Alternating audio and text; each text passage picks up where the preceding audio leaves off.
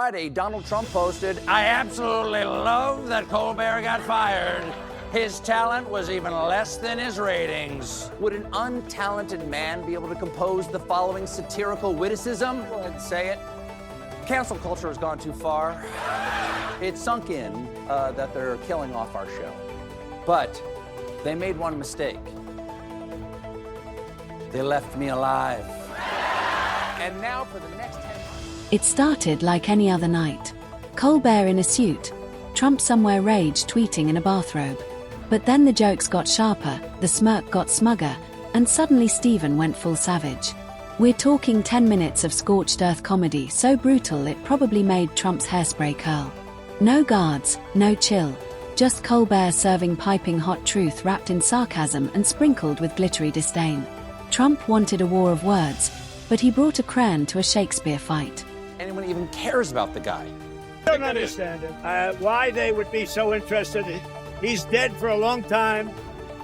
He was never a big factor in terms of life. There's a certain type of magic in watching a man who claims to be a billionaire get owned by a man who makes his living telling bedtime jokes to America's insomnia. And when that man is Stephen Colbert, you know Trump's ego is about to be flattened harder than a mega hat in a steamroller factory. Because nothing screams poetic justice like a late-night comic handing a president his own spray tan backside on a silver platter. Just Saturday, on Saturday, Trump surprised the world, announcing that the U.S. launched strikes on 3 Iranian nuclear facilities. Now, were we facing an imminent threat? I don't know. On one hand, Iran's slogan isn't life to America. But it's hard to trust Donald Trump to be the one making these kinds of decisions. It kind of feels like we're all in the back seat while the Uber driver goes on a road rage. See, Donald Trump tried to pick a fight with Colbert, which honestly is like a raccoon challenging a flamethrower to a staring contest. And Colbert, with that signature grin that screams, "I read books and I know what verbs are," didn't just hit back.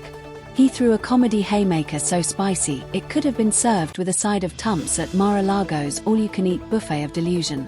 Hey, ladies and gentlemen, my mustache comes to you with a heavy heart because while I was on vacation, my parent corporation, Paramount, paid Donald Trump a $16 million settlement over his 60 Minutes lawsuit. As someone who has always been a proud employee of this network, I am offended.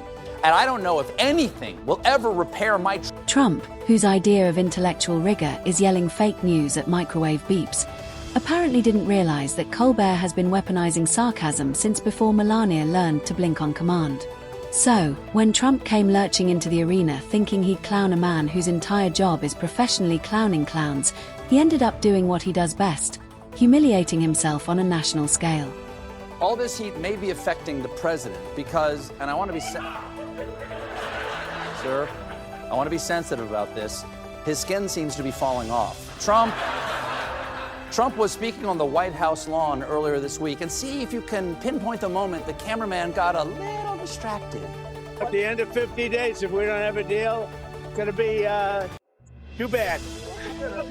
Well, get more aggressive. Yeah, the tariffs are going to go on, and other sanctions go on.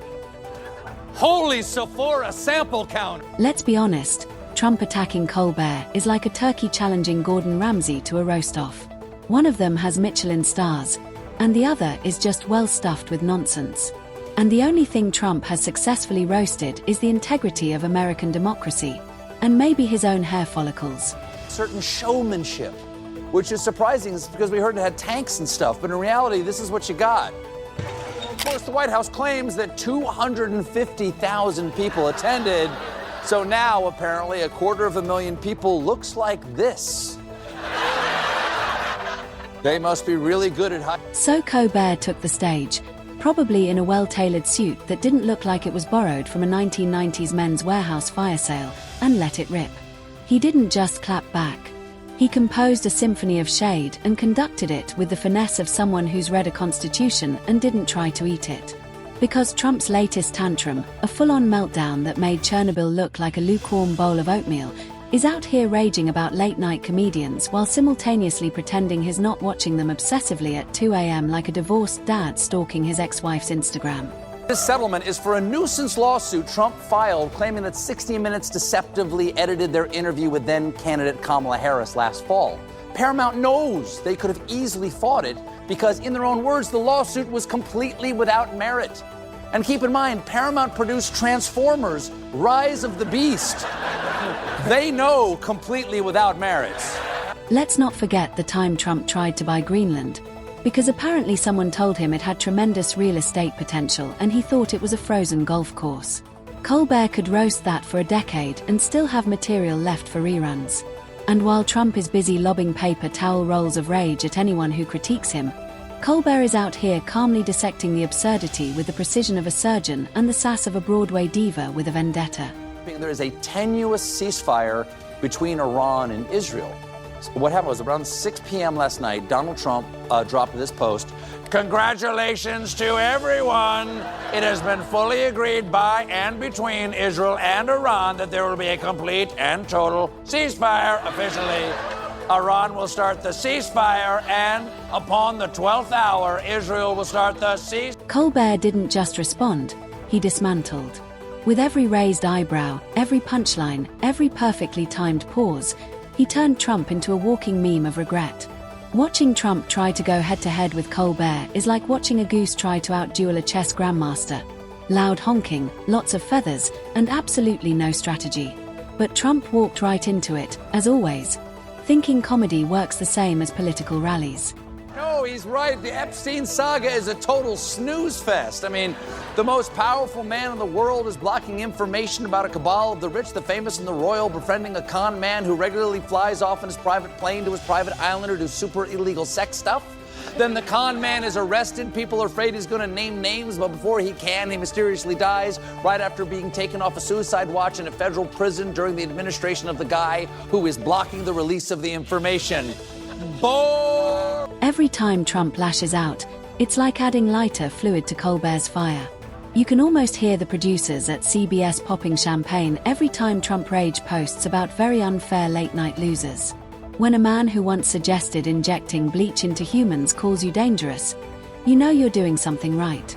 Trump tries to play tough, but his skin is thinner than the ice at a climate change summit.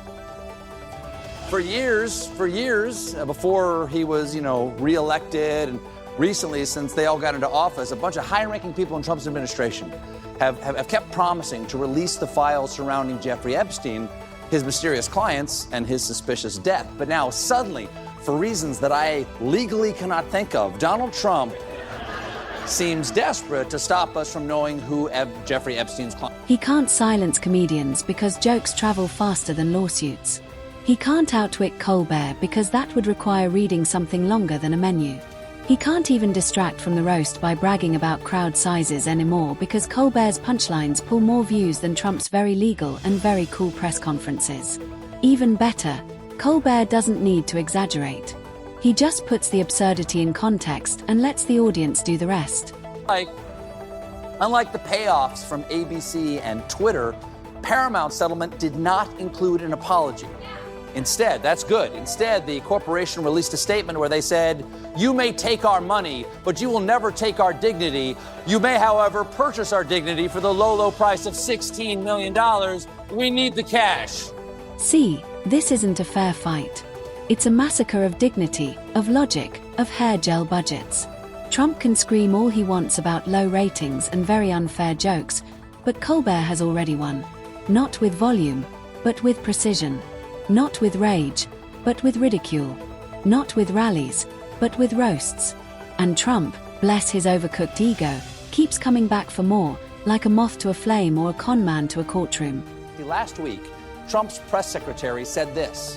I have a message directly from the president, and I quote, "Based on the fact that there's a substantial chance of negotiations that may or may not take place with Iran in the near future, I will make my decision whether or not to go within the next 2 weeks." That would have been perfect for me, because we would have been on vacation next week and I wouldn't have known any of this was happening. Now I'm going to have to cancel my reservation at Sandals Fordo. And every time Trump rants about nasty late-night guys, Colbert's ratings spike like Mar-a-Lago's thermostat during a climate change denial convention. Trump is the only person who can lose an argument he started against a man armed with nothing but a tie clip and a thesaurus. Meanwhile, Colbert's desk might as well be a throne, and his monologue a royal decree of comedic doom. It's not David versus Goliath. It's Goliath accidentally hitting himself in the face with his own club and Colbert narrating it in iambic pentameter.